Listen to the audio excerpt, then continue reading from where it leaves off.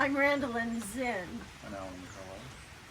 And we are Living Room we Theater. are what's called Living Room Theater. We're in our 10th season this year. We started it as an anniversary gift to each other 10 years ago instead of a big party. We invited a bunch of friends from New York up and did a Chekhov play. And we usually try to do site-specific theater, so we move audiences around act by act, which works very well in Chekhov because that's what his plays do.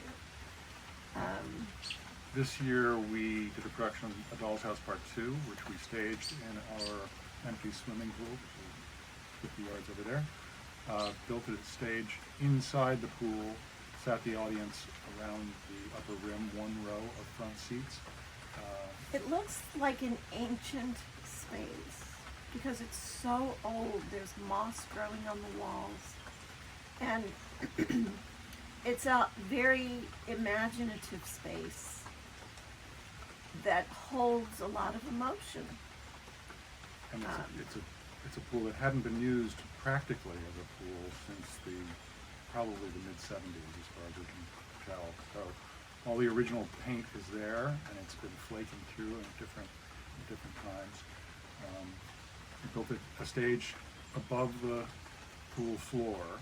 That reconciled the shallow end to the deep end. So and then it was directed by Kirk Jackson, who teaches drama at the college, Bennington College, and his associate there, Sean Colin Hankins, and his wife Christina, came over and painted this deck that we used to match the shallow end concrete floor.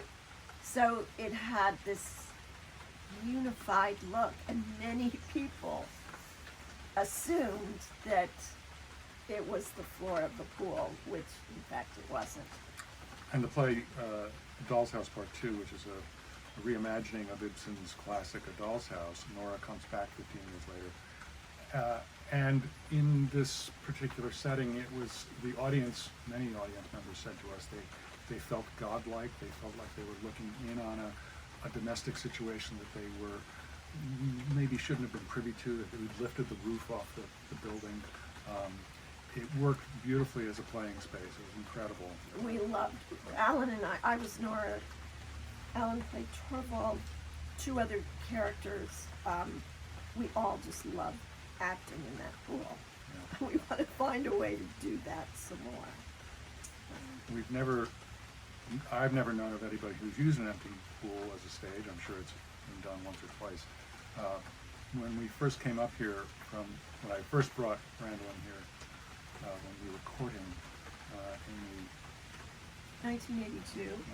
1982, she saw that empty pool and said, "Oh my goodness, we have to do something in that pool. We need to do some theater in there." I'm not alone in thinking that. Everybody sees that pool and wants to do something. And I think there have been dance performances in there back in the day from the college and whatnot. It's a very inviting, imaginative space.